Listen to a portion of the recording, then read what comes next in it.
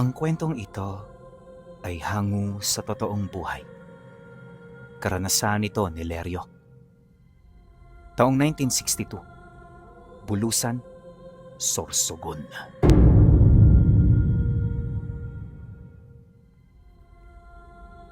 Sa isang liblib na lugar sa Bulusan, payapang naninirahan itong si Lerio. Milya-milya ang layo niya sa baryo at sa bahay niya roon, tanging siya lamang ang namumuhay. Nakakaburyang man kung iisipin ang kanyang sitwasyon. Hindi niya maipagkakailang nasanay na siya sa ganun. Kung hindi niyo kasi na itatanong, sa murang edad, nawalay na siya sa mga magulang niya. Ilang taon din siyang nagpalaboy-laboy sa mga baryo bago siya nakarating sa lugar na yon. At kaya lang naman siya roon napadpad ay dahil sa awa ng matandang lalaking nagmamay-ari ng lupa. Yun nga lang, di rin nagtagal ang kanilang pagsasama dahil sa malubhang karamdaman nitong kalaunay naging mitya ng pagkawala ng buhay niya. At magmula noon, si Lerio na ang nagmay-ari ng lupa. Hindi niya binalak na lisanin ang lugar, alinsunod sa kanyang pangako sa matanda. 5 taon nang lumipas, napansin na lamang niyang matagal na pala siyang naninirahan sa lugar. Paunti-unti, nagkaroon na rin siya rito ng mga kapitbahay dahil sa mga magsasakang nakiusap sa kanya. Siyempre, imbis na ipagdamot ang lupa, minabuti niyang ibahagi ito sa mga nangangailangan. Para kay Lerio, walang kaso ang ganoong kabutihan, lalo pat ang lupang yon ay hindi naman niya lubos na pagmamay-ari. Darating at darating ang puntong iiwan at iiwan niya ito. Kaya mas mainam na lamang na maging instrumento ito para sa ikaliligaya ng ibang tao. Awa naman ng Diyos, naging masaya siya kasama ang mga ito dahil na rin sa buti ng pakikitungo ng pamilya sa kanya. Yun nga lang, hindi rin nagtagal ang ganoong estado ng kanilang buhay dahil makalipas lang ang ilang buwan, may tumirang bagong pamilya hindi kalayuan sa lupa niya. At ang pamilyang yun pinuno ay sadyang kakaiba sa lahat ng nakasalamuha niya. Maging siya man, wala siyang ideya kung bakit siya nagagalit tuwing nakikita niya ito. Palagi rin itong kinakahula ng alaga niyang aso na noon pa man hindi mahilig kumahol sa mga tao na unang beses pa lang nitong nakita. Kaya dala ng kuryosidad, nagtanong-tanong siya sa mga kapitbahay niya hanggang sa dito niya nalaman ang pagiging kuno-kunong aswang ng pamilya. Nang marinig ito ni Lerio, di na siya nangahas na alamin pa ang malalim na lihim ng mga ito. Bilang isang ordinaryong tao na naniniwala sa mga ganoong bagay, nakagawian niya ng umiwas hanggat meron siyang pagkakataon. Inakala rin niya na magiging madali ito, pero ilang araw lang ang lumipas magmula noong nakatayo ng bahay ang pamilya. Naging madalas na ang pagbisita nito sa lugar kung saan sila nakatira. Kapag dumaraan ng pamilya, rinig na rinig niya ang usap-usapan ng mga kapitbahay nila ukol sa mga ito. Kung hindi niyo kasi na itatanong pinuno, sa mismong taong ito, nagkaroon na roon ng tila bang maliit na nayon. Hindi ito gaanong kalakihan. Tama lang na tirahan ng halos nasa 15 pamilya. Ayon sa kanya, pagbebenta ng palay at saging ang sentro ng kanilang hanap buhay. Inilalako nila ito sa mga karatig baryo upang sila'y kumita at makabili ng kanilang mga pangangailangan. Sa ganoong estado lang umiikot ang kanilang bahay na kung saan ito ang naging daan upang makapagpundar sila ng iilang mga gamit na pangunahin nila roong kailangan para mabuhay. At sa katagalan ng kanilang pagsasama, hindi niya maipagkakaila na naging malapit na rin siya sa pamilyang pinatuloy niya sa mana niyang lupa. Madalas tumatambay siya sa mga tahanan nito para mapag-usapan ang tungkol sa kasalukuyang nangyayari sa kanilang lugar. Madalas din nilang pag-usapan ang tungkol sa pamilya hanggang sa isang araw, dumating ang kapitbahay nilang mangingisda. Nang masipat yun ni Lerio, Di siya nagdalawang isip na lapitan ito. Pagharap nilang dalawa, pabulong naman siyang nakipag-usap dito. Hoy, Palmo. Nakuha mo na ba yung pinapakuha ko sa'yo? Importante yon, kaya hindi mo yan pwedeng makalimutan. Wika niya rito. Oo Leryo. Nakuha ko. Saglit lang ha. Ibinukod ko kasi yun sa mga isda para hindi ko maiwala. Pagkasagot nito, dali-dali nitong ibinaba ang pasan-pasan nitong lalagyanan ng mga isda. Matapos nun, dumukot ito sa kanyang bulsa kung saan dito naman niya nakita ang isang supot na naglalaman ng bagay na pinakuha niya. Isa yung espesyal na uri ng uling na mula sa tipak ng kahoy na tinatawag nilang upok. Pinakuha niya ito sa kaibigan niyang manggagamot na kasalukuyang nakatira noon sa dangkalan. Ayon sa kanya, matagal niya na yung kilala. Kaya alam niya na hindi nito ipagsasawalang bahala ang pakiusap niya. Dagdag pa niya na, yung uling na pinakuha niya ay ginagamit ng kanyang kaibigan para malaman kung merong mga masasamang elemento sa paligid. Nararamdaman din ito ang presensya ng isang aswang, kaya sa pamamagitan nito, mapapatunayan niya kung totoo o isang kasinungalingan ang haka-haka ukol sa kapitbahay nila. Salamat, Palmo. Sige, mauna na ako. Yung binili ko sa'yo, pakihatid na lang sa bahay ko. Meron pa kasi akong daraanan kaya hindi ako ngayon makauwi kagad. Wika niya rito. Nang marinig ito ng mangingisda, agad naman itong tumango. Matapos nilang magkasundo, dali-dali niyang tinahak ang daan, papalabas ng nayon. Pasimple rin niyang isinilid sa bulsa ang nakuha niyang uling upang maitago ito sa mga taong makakasalubong niya. Makalipas ang ilang minuto, abot tanaw na niya ang bahay ng pamilya. Malayo pa lang, kapansin-pansin na ang mga anak nito na kasalukuyang naglalaro sa bakuran. Kung titingnan, wala namang kakaiba sa mga taong iyon. Kaya habang papalapit, di rin niya maiwasang magtaka. Kung sa mga nakikita niya lang kasi siya magbabase, siya na mismo ang makapagsasabi na mga ordinaryong tao yung mga individual na pinaghihinalaan nila.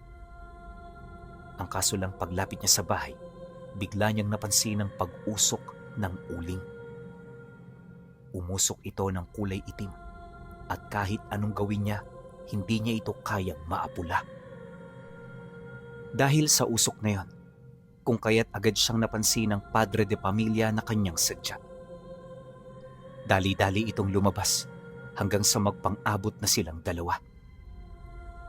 Nang masipat naman yon ang harapan ni Leryo, napagtanto niya na wala na siyang magiging palusot dito. Kaya imbis na magmaang-maangan, matapang niyang ipinagtapat ang kanyang kailangan. Marami ang kumakalat na istorya tungkol sa iyo at sa pamilya mo. Naparito ako para tapatin kayo ukol dito. Pero base sa mga nangyari, mukhang hindi na ito kailangan. Nakumpirma ko na ang aking pakay. Kaya ngayon pa lang simulan nyo nang maglikpit ng inyong mga gamit. 3 araw mula ngayon, ayoko nang makita kayo rito sa lupain ko. Siguro naman, naiintindihan mo rin ang ibig kong mangyari, tama ba? Wika niya. Siyempre naman, Leryo. Hindi naman ako ganun katangay. Pero huwag ka gaanong umasa sa mga inaasahan mo. Mahirap na. Baka mabigo ka nito. Sagot naman ng lalaki. Pagkasambit nito ng mga kataga, agad itong umalis na para bang hindi man lang ito nasindak sa kanya. Wala rin siyang nakitang takot mula rito, kaya batid niya na hindi niya ito mapapaalis gamit lamang ng mga salita. Maya-maya pa, pagdistansya nito sa kanya, muli niya itong pinaalalahanan upang hindi ito makalimot. Seryosohin mo ang mga sinasabi ko sa iyo kung ayaw mong magkagulo tayo rito. Mabait kami sa mabait, pero hindi kami mabuting kaaway. Nang marinig ito ng lalaki, Dito na ito tumawa na parabang walang epekto ang kanyang mga pagbabanta. Hindi nagtagal. Bago ito bumalik sa loob ng bakuran, pasimple siya nitong sinipat habang sumasagot. At ano naman ang magagawa niyo, Leryo? Yang mga banta mo, para yung banta ng isang bata. Puro salita pero walang gawa. Payong kaibigan, iwasan mong mabuhay sa mundo ng delusyon. Kung ayaw mo na sa bandang huli, pagsisihan mo ito ng malaki. Matapos nitong makasagot, dito na ito nagtuloy-tuloy sa paglalakad. Si Leryo naman noon, bumalik na rin sa nayon upang ibalita sa kanyang mga kakilala ang mga nangyari sa pagitan nila.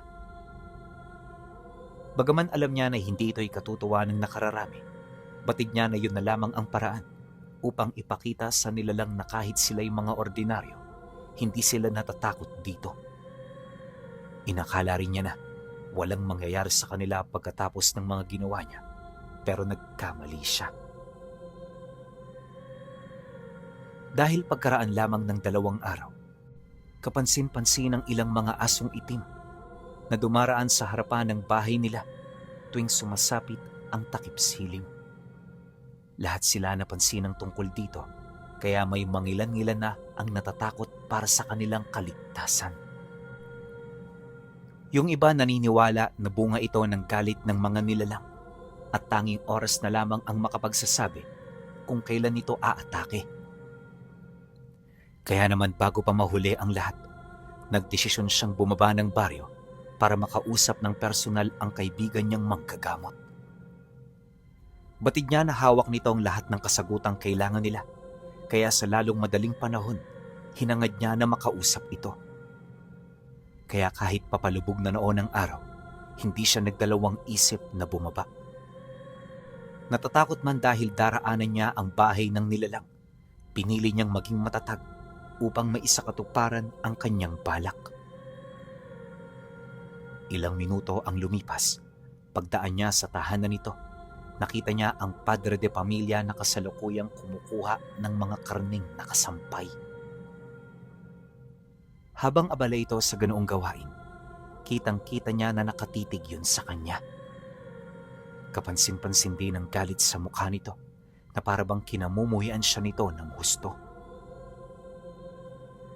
Maya-maya pa, sa halip na pansinin ng lalaki, ipinagpatuloy niya ang kanyang paglalakad hanggang sa bumungad sa kanya ang mga anak nitong naglalaro sa labas ng bahay nila.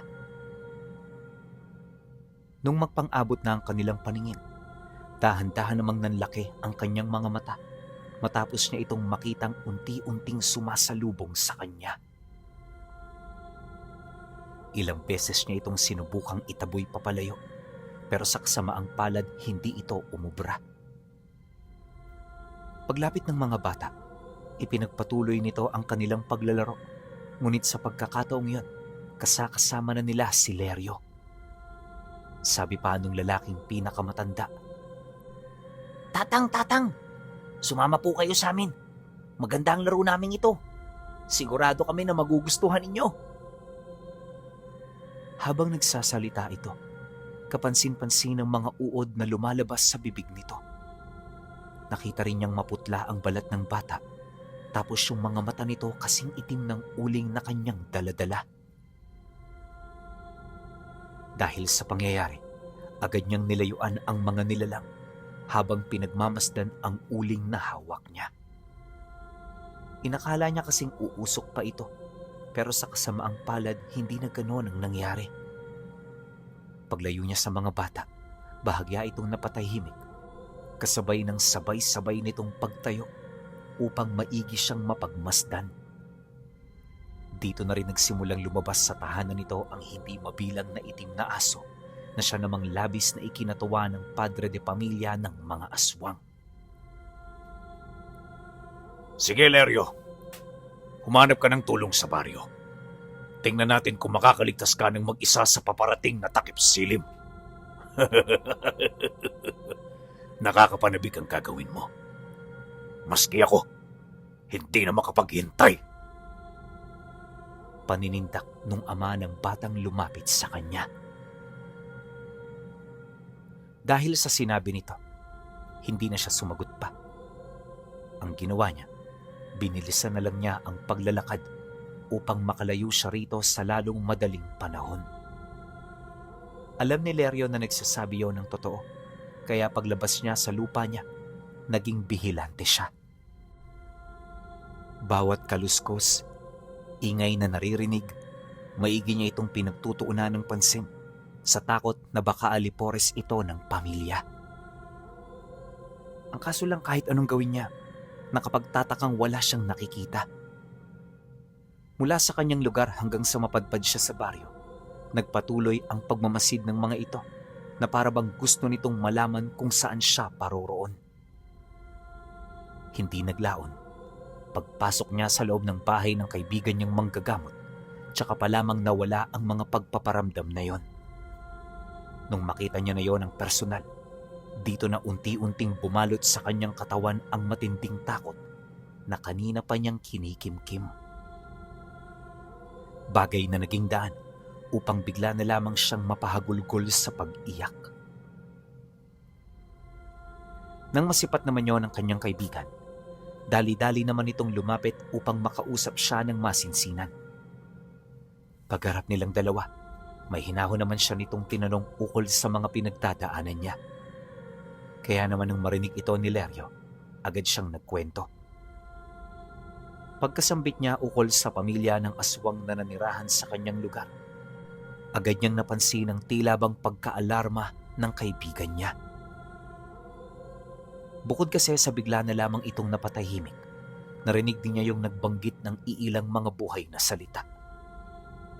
Matapos nun, kinapakapa nito ang kanyang katawan hanggang sa may natagpuan na itong kakaiba sa damit niya. Paghugot dito ng kaibigan niya, nakita niya ang kumpul-kumpul na buhok ng tao na nakabugkos sa mga patay na dahon at ilang itim na bato. Ayon sa kaibigan niya, malakas na uri ng marka ang inilagay ng nilalang sa katawan niya. Dahil dito, kung kaya't lahat ng mga sinasabi niya, naririnig nito ng walang kahirap-hirap. Dagdag pa nito na, para hindi sila matiktikan ng nilalang, kailangang isenyas na lamang nila o hindi naman kaya'y isulat ang mga mahalagang bagay na sasabihin nila. Pinayuhan din siya nito na mula sa oras na yon, kailangan niyang maging maingat sa lahat ng kanyang sasabihin laban sa mga ito. Dahil anumang oras pwede itong pagkuhanan ng galit ng mga aswang upang salakayin ang kanyang tahanan at para taluhin silang lahat ng mga kapitbahay niya. Mula ngayon, Lerio, mag-ingat ka sa mga sasabihin mo dahil posibleng kanina pa nila tayo pinakikinggan. Pero huwag kang mag-alala. Susubukan kong gumawa ng pangontra habang inihahanda ko mga agimat na magagamit mo pandepensa sa kanila. Nang marinig ni Lerio ang sinabi nito, napabuntong hininga lang naman siya habang kampanting sumasagot dito. Maraming salamat. Alam ko talaga na ikaw ang makakatulong sa problema ko eh. Ay, siguro kung di tayo magkakilala, baka kung ano na nangyari sa akin. Mabuti na lang talaga at may kaibigan ako na kagaya mo. Wala yun, Lerio. Basta gawin mo lang kung ano mga ipapagawa ko sa'yo. Bukas ka na rin umuwi at huwag kang magpumilit ngayong gabi. Maraming panganib ang nararamdaman kong naghihintay sa'yo pag lumabas ka rito. Kung duda ka, pwede mo naman silang silipin.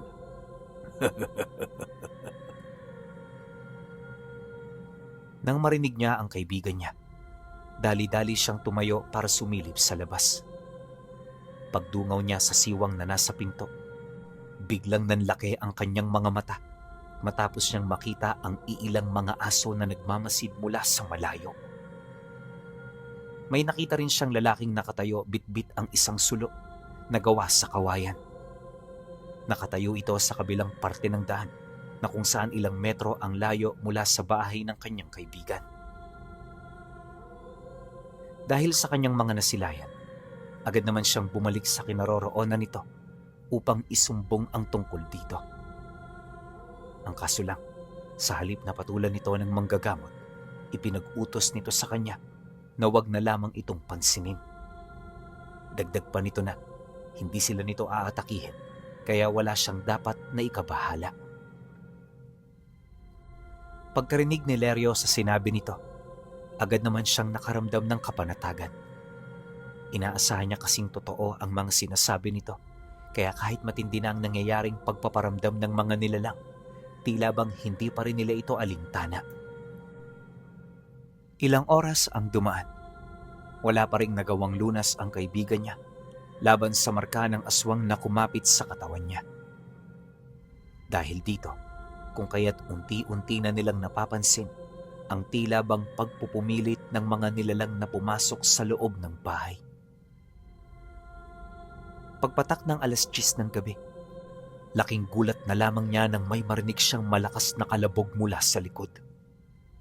Sinabayan ito ng mga yapak sa bubong, kaya maging ang kaibigan niyang yon ay hindi maipagkakailang na alarma sa mga nangyari. Dahil dito, kung kaya't napilitan ng kaibigan niya na maghanda.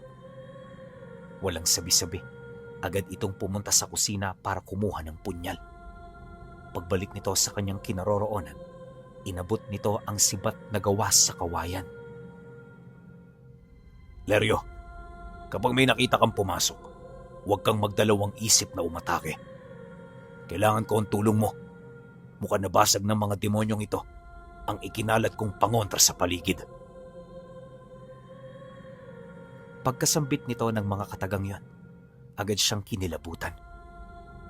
Alam niya kasi na ito na ang hudyat ng nalalapit nilang pakikipaglaban sa mga aswang. Ilang minuto ang lumipas matapos itong ilahad ng kaibigan niya. May narinig siyang atungal mula sa bintana kasabay ng pagpasok ng butot balat na kamay para alisin ang mismong tarangka nito. Pagsilay naman dito ng kaibigan niya, agad nitong tinaga ang kamay dahilan para tuluyan itong maputol at malaglag sa loob. Akala niya wala ng buhay ang kamay na natapyas nito, pero maya-maya pa, bigla itong gumapang papalapit sa kanya at sinubukan itong ipasok ang mga daliri nito sa kanyang bunganga hanggang sa masabuyan ito ng asin ng kaibigan niya. Pagtama ng mga asin na ibinato nito, bigla itong nangisay na agad namang sinabayan ng pag-usok ng balat nito hanggang sa dahan-dahan na itong maagnas.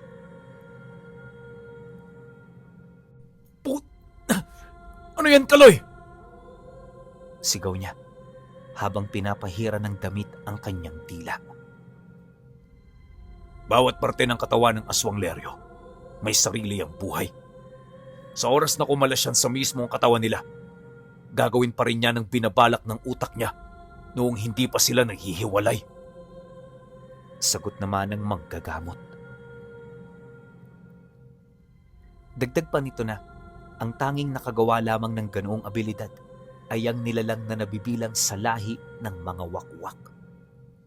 Yan nga lang, mataas ang antas nito, kaya marami itong abilidad na hindi likas para sa mga ordinaryong aswang.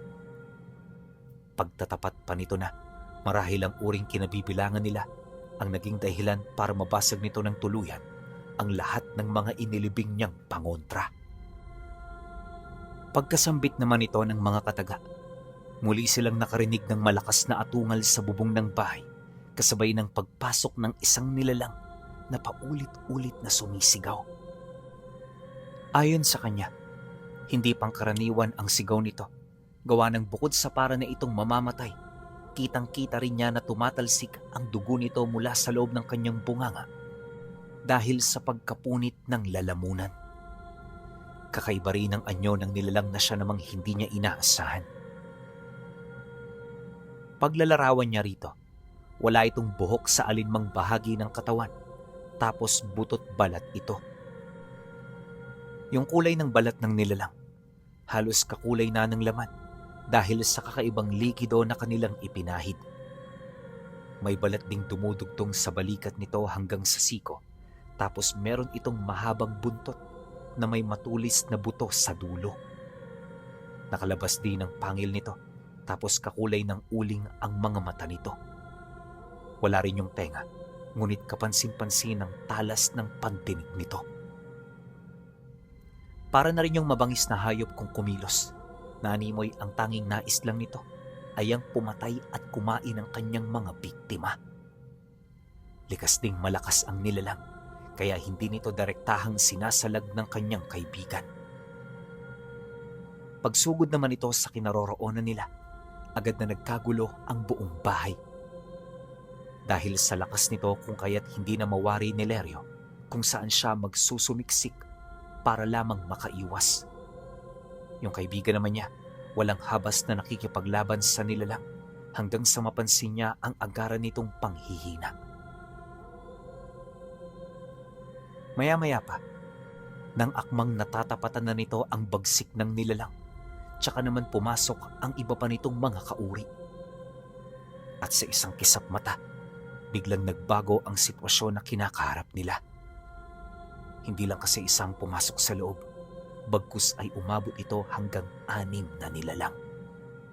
At bawat isa sa mga nilalang na yon, matindi ang pagnanais na paslangin ang kanyang kaibigan. Nang masipat naman ito ni Lerio, agad niyang binitawan ang hawak niyang kawayan, sabay tadyak sa dingding ng bahay. Habang ginagawa niya ito, nanatili ang kanyang kaibigan para dumepensa hanggang sa ito ay tuluyan ng matalo ng mga nilalang. Pagsakmal ng mga aswang sa katawan nito, tsaka naman siya nagkaroon ng pagkakataon para magsumiksik sa ginawa niyang butas. At nung may isakatuparan na niya ito, narinig niya ang kaibigan niyang sumigaw ng napakalakas bago tuluyang tumahimik ang loob ng bahay. Pagdating niya sa labas ng bakuran, nakita niya ang padre de pamilya ng mga aswang na pinapalayas niya. At sa kasagsagan ng kanyang pagmamasid, napansin niya na tanging ito lamang ang nagtataglay ng mapupulang mga mata. Dala ng takot, sinubukan niyang humanap ng bahay na pwede niyang pagtaguan. Pero bago pa man siya makalapit sa mga ito, bigla niyang narinig ang tinig ng lalaki na nagsalita sa kanyang isipan. Lahat ng lalapitan mo, Lerio, mamamatay kagaya ng kaibigan mo. Bumalik ka na sa inyo, sapagkat hinahanap ka na ng mga kaibigan mo. Huwag kang mag-alala, hindi kita papatayin. Marami pa akong panahon para paglaruan ka at takutin. Ang gusto kong mangyari, wisyo mo mismo ang sumuko sa'yo. Sa ganong paraan matutuwa ako ng husto. Nang marinig niya ang sinabi nito, di siya nagdalawang isip na umalis na lamang ng baryo. Dala ng matinding takot, di na niya tinahak ang mismong daan na nagdudugtong patungo sa kanilang nayon. Naisip niya kasi na mas ligtas dumaan sa kakahuyan dahil sa marami siya roong mapagtataguan. Pero ang hindi niya inaasahan, hindi lang pala mga aswang ang makikipaglaro sa kanya. Gawa ng paglabas niya ng baryo, nakita niya ang grupo ng mga itim na aso na naghihintay sa kanya na dumaan. Paglagpas niya sa mga ito, agad itong umalulong, sabay karipas ng takbo upang siya ay habulin. Ramdam na ramdam niya ang presensya ng mga ito, kaya kahit magkanda tinik-tinik ang kanyang paa, hindi niya ito ininda. Ilang beses na rin siyang natumba at natisod, pero patuloy pa rin siyang tumatayo dahil sa pagnanais niya na mabuhay. Sa loob ng kalahating oras na pakikipagpatintero sa mga nilalang, ilang beses na sumagi sa kanyang isip na dito na siya mamamatay. Pero sa kabila ng lahat ng iyon, di pa rin siya sumuko hanggang sa makarating siya sa lugar nila. Pagsilay niya sa tahanan ng kanyang mga kapitbahay, buong lakas siyang sumigaw habang paika-ikang tumatakbo. Nang marinig naman ng mga ito ang kanyang tinig, dali-dali naman itong nagsilabasan bitbit ang kanilang mga armas. Pagsilay naman ng mga ito sa kanya, agad namang dumistansya ang iba nilang mga kasama upang masilayan ang mga nilalang na humahabol sa kanya. Pero sa kasamaang palad, walang nasipat ang mga ito Pagtungtong ng sumunod na araw, marami sa mga kapitbahay niya ang hindi nagkaroon ng maayos na tulog. Naging abala kasi ito sa pagtulong sa kanya dahil sa dami ng mga tinik at kahoy na bumaon sa kanyang paa at binti. Bagaman nakuha na ng mga itong pumasok sa kanyang katawan, di niya pa rin maipagkakaila ang matinding panghihina. Halos ilang araw din siyang hindi nakalabas ng bahay, dahilan para mawalan siya ng ideya ukol sa kasalukuyang nangyayari. Mabuti na lang may palaging bumibisita. Yun nga lang di rin ito nagtatagal. Makalipas kasi ang 4 na araw, naramdaman niya ang matinding katahimikan sa nayo nila. Akala niya, abala lang ang mga ito, pero pagtungaw niya sa labas, nakita niya na wala ng katao-tao. Nakabukas na rin ang pinto ng mga bahay na nasa malapit, kaya naman hindi niya maiwasang magtaka. Kinutuban na rin siya noon ng masama, kaya bago sumapit ang hapon, sinikap niyang magligpit ng mga gamit niya. Yun nga lang, hindi siya nakaalis noong mismong araw dahil sa pagbuhos ng malakas na ulan. Para kay Lerio, delikado ang ganun niyang kalagayan, kaya buong magdamag, palihim siyang nagmasid mula sa siwang ng maliit na bintana. Walang imikan, ni paghinga limitado lang. Ayon sa kanya, normal naman ang lahat ng nakikita niya. Pero paglalim ng gabi, habang patuloy ang pagkidlat at pagbuhos ng malakas na ulan, may nakita siyang mga katawan ng tao na nakabigti sa sanga ng malaking puno ng mangga. Nasa harapan lang ito ng bahay niya, kaya kitang-kita niya. Dagdag pa niya na lahat ng taong nakita niya rito, pawang mga kapitbahay niya. Kasama rin ng mga ito ang kanilang mga anak. Kaya nung masipat niya yon, nagdulot ito sa kanya ng matinding takot at pagkabahala. Halos muntik na nga siya noong masiraan ng bait. Mabuti na lang nakayanan niyang pagtiisa ng lahat ng yun. Pagtungtong ng umaga, tulala siyang lumabas ng bahay niya. Paika-ika pa rin siya noong naglalakad, kaya madali siyang natiktika ng mga nilalang na nagmamasid sa paligid. Ilang minuto pa ang lumipas, dito na siya napadaan sa bahay ng pamilya ng mga aswang. Pagsilay sa kanya ng padre de pamilya ng mga ito, dahan-dahan itong lumapit kasabay ng pagwika nito ng, Naliw ako sa pakikipaglaro sa'yo. At dahil dyan, pakakawalan na kita. Mumunti kong laruan.